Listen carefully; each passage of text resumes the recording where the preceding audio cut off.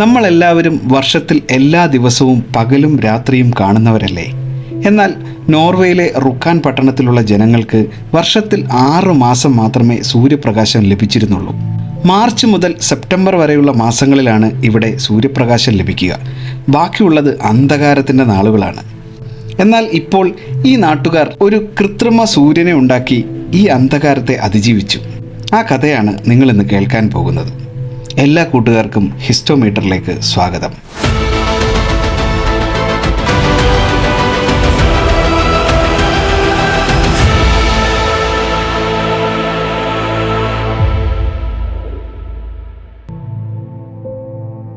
ഇരുപതാം നൂറ്റാണ്ടിൻ്റെ തുടക്കകാലത്ത് യൂറോപ്യൻ രാജ്യമായ നോർവേയുടെ തെക്കു ഭാഗത്തായി 2 വലിയ പർവ്വതങ്ങളായ ഗസ്റ്റോടോപ്പൻ്റെയും ഗസ്റ്റോബാനിൻ്റെയും താഴ്വരയിൽ സാം എഡ് എന്ന വ്യാവസായിക പ്രമുഖൻ നോർസ്ക് ഹൈഡ്രോ എന്ന ഒരു വൈദ്യുത നിലയം സ്ഥാപിക്കുന്നു.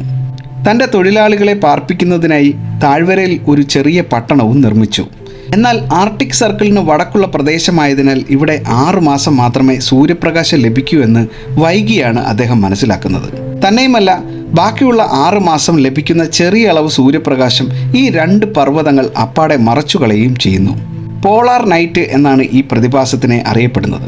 വളരെക്കാലം സൂര്യപ്രകാശം ലഭിക്കാതിരുന്നതിനാൽ പട്ടണ നിവാസികൾക്ക് സീസണൽ അഫക്റ്റീവ് ഡിസോർഡർ എന്ന വിഷാദ രോഗം വരെ ഉണ്ടായി. 1913 അദ്ദേഹം ഇതിന് പരിഹാരമായി ഒരു ആശയം മുന്നോട്ട് വച്ചു. എന്നാൽ അക്കാലത്ത് സാങ്കേതിക വിദ്യ പര്യാപ്തമല്ലാത്തതിനാൽ ആ പദ്ധതി ഉപേക്ഷിച്ചു. പകരം മലയുടെ മുകളിലേക്ക് ഒരു കേബിൾ കാർ നിർമ്മിക്കുകയുണ്ടായി. സൂര്യപ്രകാശം അനുഭവിക്കുന്നതിനായി പട്ടണ നിവാസികൾ എല്ലാ ദിവസവും ഈ കേബിൾ കാറിൽ മലമുകളിലേക്ക് യാത്ര ചെയ്യേണ്ടി വന്നിരുന്നു. 1-2 100 വർഷത്തോളമാണ് റുക്കാൻ ജനത ഇങ്ങനെ ഇരുട്ടിൽ കഴിഞ്ഞത്. ഒടുവിൽ 2013 സാം എഡ്ഡയുടെ ആ പഴയ ആശയം മാർട്ടിൻ ആൻഡേഴ്സൺ എന്ന ഒരു ആർട്ടിസ്റ്റ് യാഥാർത്ഥ്യമാക്കുകയായിരുന്നു. എന്താണ് അത് എന്നല്ലേ നിങ്ങളിപ്പോൾ ആലോചിക്കുന്നത്? മലയുടെ മുകളിൽ വലിയ കണ്ണാടികൾ സ്ഥാപിക്കുക.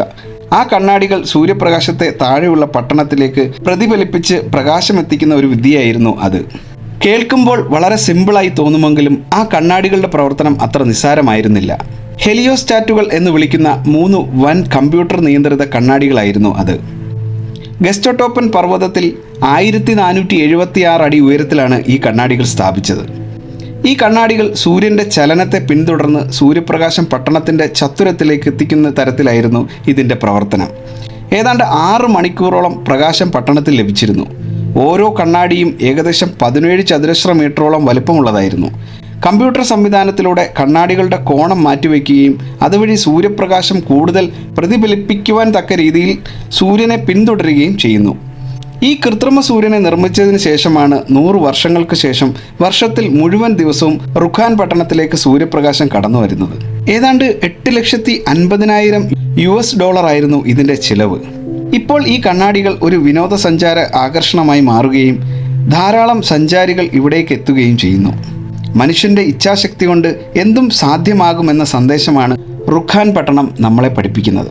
ഇതുപോലുള്ള ഇൻട്രസ്റ്റിംഗ് വീഡിയോകൾ നിങ്ങൾക്ക് ഇഷ്ടമാണെങ്കിൽ തീർച്ചയായും ഹിസ്റ്റോമീറ്ററിനെ ഫോളോ ചെയ്യാൻ മറക്കരുത്. ഇനിയും ഇതുപോലുള്ള ഇൻട്രസ്റ്റിംഗ് വീഡിയോയിൽ കാണുന്നതുവരെ എല്ലാവർക്കും നന്ദി.